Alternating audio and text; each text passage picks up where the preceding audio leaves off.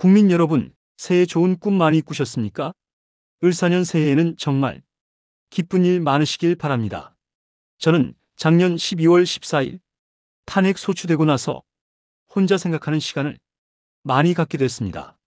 좀 아이러니하지만 탄핵 소추가 되고 보니 이제서야 제가 대통령이구나 하는 생각이 됩니다. 26년의 공직생활, 8개월의 대선 운동, 대통령 당선과 정권 인수 작업, 대통령 취임 이후 새벽부터 밤늦게까지 정신없이 일만 하다 보니 제가 대통령이라는 생각을 못하고 지내온 것 같습니다. 공직 인사, 선거 공약과 국정과제, 현안과 위기 관리 등 외교, 안보, 경제, 사회 문제를 정말 치열하게 고민하고 토론하고 어려운 결정을 해야 하는 일이 많았습니다. 저는 학창시절부터 능력은 노력이라는 생각을 가지고 살아왔기에 무조건 열심히 치열하게 일해왔습니다. 대통령답게 권위도 갖고 휴식도 취하고 하라고 조언하는 분도 많이 계셨지만 취임 이후 나라 안팎의 사정이 녹록지 않았습니다. 글로벌 안보 및 공급망 위기, 고물가, 고금리, 고환율이 외생적 경제 위기가 닥쳐왔습니다. 지난 정부의 포퓰리즘 정책에 따른 국가 채무의 폭발적 증가, 부동산 정책, 실패에 따른 영끌 가계 대출 문제, 소주성 정책에 의한 최저임금 인상 등으로 자영업자와 소상공인, 중소기업이 경영 악화와 대출금 문제 등은 경제 위기를 극복해 나가는 데 어려움을 더하였습니다. 하지만 국민 여러분께서 어려운 여건에도 저와 정부를 믿고 따라주신 덕분에 차근차근 현안과 위기를 풀어갈 수 있었습니다. 징벌적 과세 정책을 폐기하고 시장 원리에 충실하게 부동산 정책을 펴온 결과 주택 가격을 안정적으로 관리하고 글로벌 중추국가 외교와 경제를 연결하여 해외 시장을 개척하고 수출에 노력한 결과 지난해 역대 최대 수출 실적을 달성하고 우리보다 인구가 2.5배 많은 일본을 거의 따라갔습니다. 1인당 GDP는 지난해 일본을 추월했고요. 한미동맹의 핵기반 업그레이드와 포괄적 전략 동맹 강화, 그리고 한일 관계 정상화를 통한 한미일 3국 협력 체계는 우리 경제의 대외 신인도를 든든하게 뒷받침해 주었습니다. 요새는 안보와 경제 그리고 사회 개혁을 위해 이리 뛰고 저리 뛴 지난 2년 반의 시간의 파노라마처럼 스쳐갑니다. 좀 더 현명하게 더 경청하면서 잘했어야 했는데 하는 후회도 많이 듭니다. 지난 대선 기간 그리고 취임 후 2년 반의 시간을 돌이켜보면 부족한 저를 믿고 응원해 주신 국민 한 분 한 분의 얼굴이 떠오르고 지친 몸을 끌고 새벽 일을 시작하시는 분들, 추운 아침 미래를 준비하기 위해 책가방을 둘러매고 나가는 학생들, 어려운 여건에서 아프고 불편한 몸으로 고생하시는 분들 생각이 많이 납니다. 찾아뵙고 도움을 드리지 못해 안타까운 마음입니다.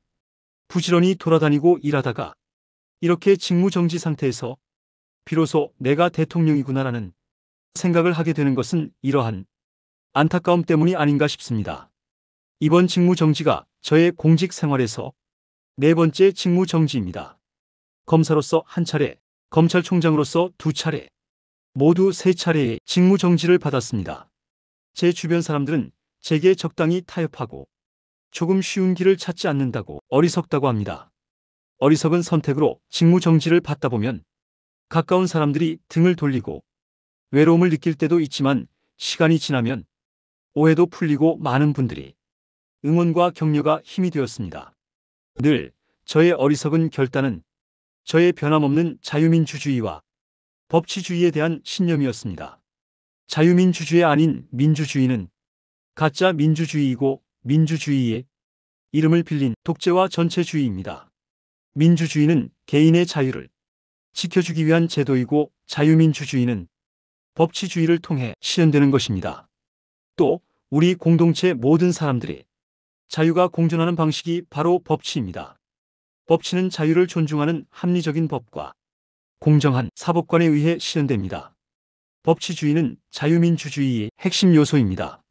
자유민주주의는 경제에 있어 자유시장, 경제원리와 결합하여 자율과 창의를 통해 우리의 번영을 이루어내고 풍부한 복지와 연대의 재원을 만들어내며 번영의 선순환을 만들어냅니다. 우리나라는 부존 자원이 없지만 훌륭한 인적 자원을 가지고 있고 개방적이고 활발한 국제 교역을 통해 발전해왔습니다. 오늘날 세계는 안보, 경제, 원자재, 공급망 등에서 모든 나라들이 서로 복잡한 관계를 맺고 있습니다.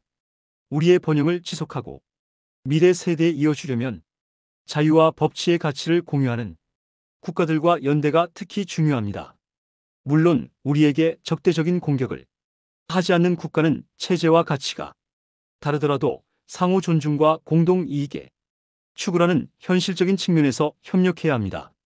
하지만 체제와 지향하는 가치가 우리와 다르고 우리에게 적대적인 영향력 공세를 하는 국가라면 늘 경계하면서 우리의 주권을 지키고 훼손당하지 않도록 해야 합니다. 외부의 주권 침탈 세력의 적대적 영향력 공작을 늘 경계해야 하는 것입니다.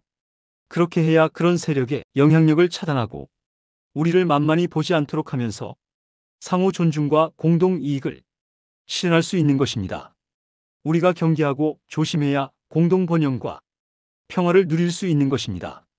제2차 세계대전 이후 유엔이 설립되고 어떤 사유이든 분쟁을 군사 공격과 전쟁으로 해결하는 것은 국제법상 금지되고 방어 목적 이외 전쟁은 금지되었습니다. 총칼로서 피를 흘리는 군사 공격과 전쟁 도발은 국제법상 금지되었으므로 강대국이라 하더라도 외교상 큰 부담으로 작용하게 되어 총칼을 쓰지 않는 회색지대 전술이 널리 사용되게 된 것입니다.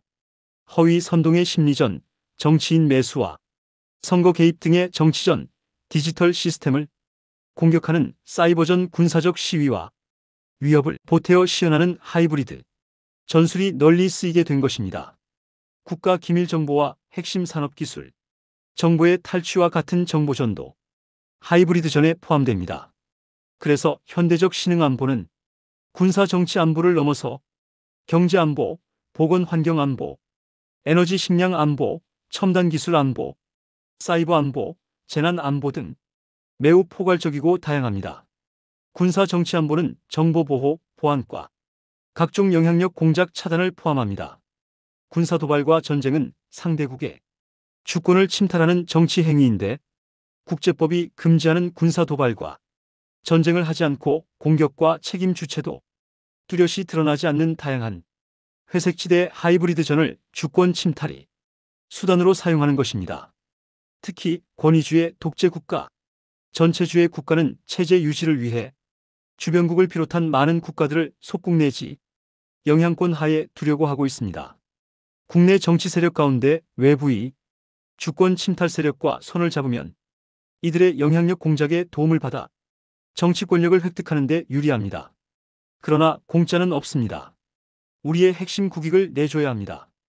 국가기밀정보, 산업기술정보뿐 아니라 원전과 같은 에너지 안보와 산업 경쟁력 등을 내주고 나아가 자유의 가치를 공유하는 국가들과의 연대를 붕괴시키고 스스로 외교 고립화를 자초합니다.